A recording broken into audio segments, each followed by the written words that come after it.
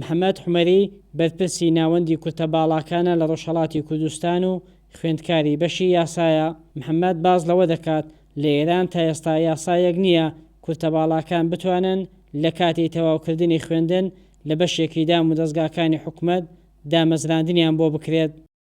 ئەمن محەممەد حومەری ڕئیسی مرکزی کورتە باڵان لە کولی کشوەرداوە لە شاری سەردەشت دانشزووی حقوقم و ئینشاءڵڵا کە خدا پشت و پەنابێ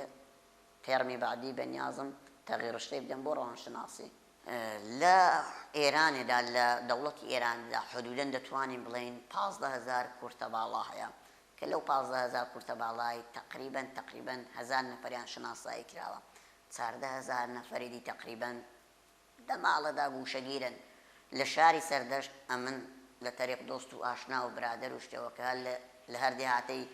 لەگەڵ دەهیارەکان ئەکسەرەن قسان دەکەم دۆست و برادرم هەن ئاماری 300 نەفەر کورتە باڵام پێدراوە لەو 300 نەفەری حدودەن ئەمن 90 پەروەندەی کورتە باڵام هەیە. ئەو زورەی کە پێویستە و ئینتیزارمان هەبووە نە کورتە باڵاکان و نە خەڵک یان ئیدارەکان بەداخەوە ئەو داواکاری هەمان بوون جێبەجێیان نەکردوون بە واقعیەت هەتا ئێستێ زۆرمان هەن کە خوێندویانە هیچ ئایندێکیان نییە هەر بوو خۆم بە شەخسا 29 ساڵم عمرە تا ئێستا کارێکیمان بۆ نەکراوە دەچین بە دوای کارێکیدا کە واقعیەت کەمێک لە مشکلاتی خانەوادەمان کەم بکەین و لااقل بۆ خۆمان دەستمان لە جوانە خۆداوێ بۆ خەرجی دانشگا و تەحسیل و کارهای خۆمان بەداخۆ هیچ کارێکمان نەدراوەتێ ئەوە لەلایەک. بەپێی ئەو ئامارەی لە ناوەندی کورتە باڵاکان لە قەزای سەردەشت بەدەستخراوە 300 کەس بوونیان هەیە کە تەنیا 90 کەسیان ناوی خۆیان لەو ناوەندە تۆمار کردووە. دەبێت شغڵهایەک هەبێ واقعیەت ئێستا حقوق بە نەزەرم ڕەبتی نییە بە کورتە باڵابوونیان تا حدودێک معلولیەت بوون یا بەعزە ڕشتایەکی کە ڕەوانشەناسی زۆر شتی دیکەشن وەلی وەکو ئێستەخدامی بەداخەوە هیچ کارێک نەکراوە کە بڵێ تا حدودێک کورتە باڵا یا معلولین وەک ئینسانهای عادی ئیستخدام بکرێن.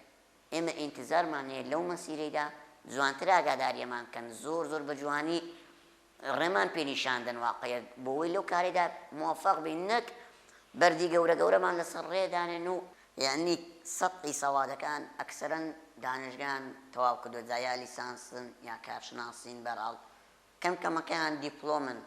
بەشێکی زۆری کورتە باڵایان خوێندنیان تەواو کردو و داوای دامەزراندن دەکەن بەڵام لە یاسای ئەساسی ئێراندا تا ئێستا یاسایەک گەڵاڵە نەکراوە بۆ ئەوەی کورتە باڵاکان دامەزراندنیان بۆ بکرێت.